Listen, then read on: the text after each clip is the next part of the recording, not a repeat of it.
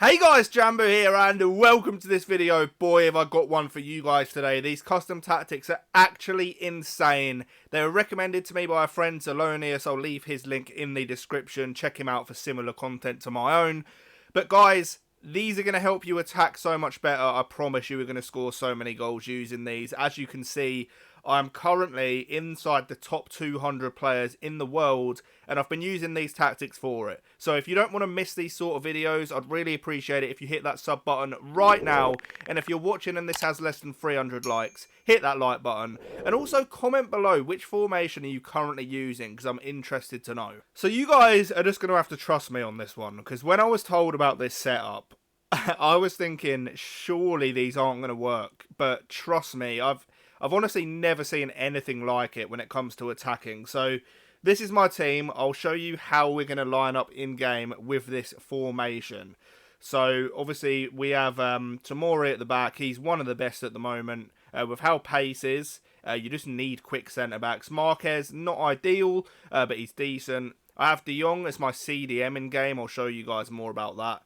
The beauty of this formation, and we'll obviously go more in depth, is you basically have centre mids that are going to make runs in behind. You create attacking overloads. It is ridiculous. I'll show you a couple of examples in game as soon as I've shown you guys the tactics. So the formation is the 4-3-3 number 5 variation, and I completely understand some of you guys are going to be thinking, Jamboo, you have lost your mind. I thought so as well until I tried these out in game. You are going to see how insane these are, okay? So I use press after possession loss. It just gives you 3 goals basically. The way this is set up, you're just going to have a lot of players pushing up forward. Your opponent is not going to be able to play out the back. And you are going to concede goals in this, but I'm playing in elite division rivals and I'm scoring at least 5 a game most games. It is absolutely ridiculous. So press after possession loss, 65 on the width. We have 72 on the depth. Forward runs, and I normally use direct passing, but because you use attacking players at centre mid in this setup and they make runs, it just seems to work. And it's, like I say, it does feel weird. Like, this sort of tactic does not look on paper like it's viable, but in game, trust me, it is unbelievable. So 70 on the width, 6 in the box, 1 on the corners and free kicks. So that is how I set it up. Basically, you want one CDM who sort of anchors the defence. You can have an attacking player. Like, for a lot of my games until recently, I was using Neymar as the left centre mid, and it works absolutely fine. Because of the way the instructions are going to work, it is the instructions that really make this formation and this setup tick. So you can have someone like Neymar, Messi as one of your centre mids, and because they're going to be getting forward so much, it just adds an extra attacker, and you have so many options going forward. So in terms of the wingers, you just want quick players who are good on the ball. So Alawiron, he is my favourite winger in the game at the moment. You can just play a through ball to him. He's going to get in behind. Unbelievable. Same with Mbappe, just crazy pace. In terms of the centre forward, they don't really tend to play like a centre forward. It is just like having a striker, to be honest with you. Especially, you'll see what we do with the instructions. It complements it very well. So, in terms of just, you know, the personnel you need, just quick fullbacks, quick centre-backs, that's just standard in any formation.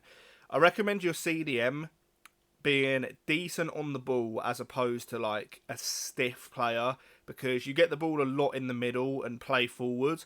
Your CDM will occasionally, you know, come forward a bit as well, so they need to be decent on the ball. That is important.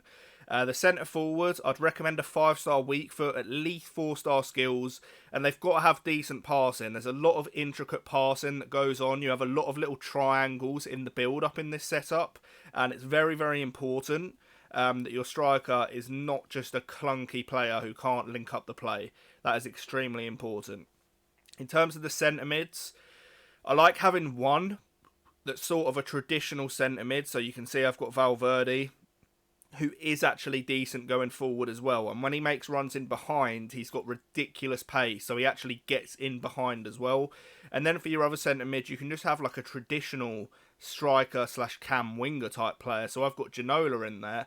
The reason I chose him is because he's very physical. He has the sort of physical attributes of a centre mid, but he has that dribbling, passing, finishing of an actual attacker. So the instructions are what are so important here. So on both the wingers, you want stay forward, cut inside, get in behind, and get into the box for cross. Bit of a mouthful, but you guys can see it there. That is the same for both of the wingers. For the centre forward, stay central and get in behind. They're just going to act like a normal striker. You may occasionally find they drop a little bit off compared to normal, but not much at all. They're going to be making runs in behind like a traditional striker. In terms of the centre mids, you just want both of them on get forward and get into the box. You also want cover wing. This is a narrow formation in terms of the middle of the pitch. So having the centre mids, come over to cover the wide positions is actually useful. So that is the same for both of the centre mids. For the CDM, you want cover centre, cut passing lanes, and stay back while attacking. They're just going to anchor the defence. They are going to link up in the midfield as well, but they're more there to just provide a little bit of defensive stability because of how attacking this setup is. And then for the fullbacks, you can try having them on balance. I did, but I was getting caught out quite a lot, so I changed to stay back while attacking. So I've always got a back four in place with a CDM ahead, and then essentially you've just got 5 free roaming attackers that are going to create crazy amounts of options. What I'm going to do is I'm going to show you a couple of clips of this in game now, and you'll see just how effective and how many options you get in this, because like I say, it's working for me at the absolute highest level of FIFA. I'm scoring more goals than I've ever scored.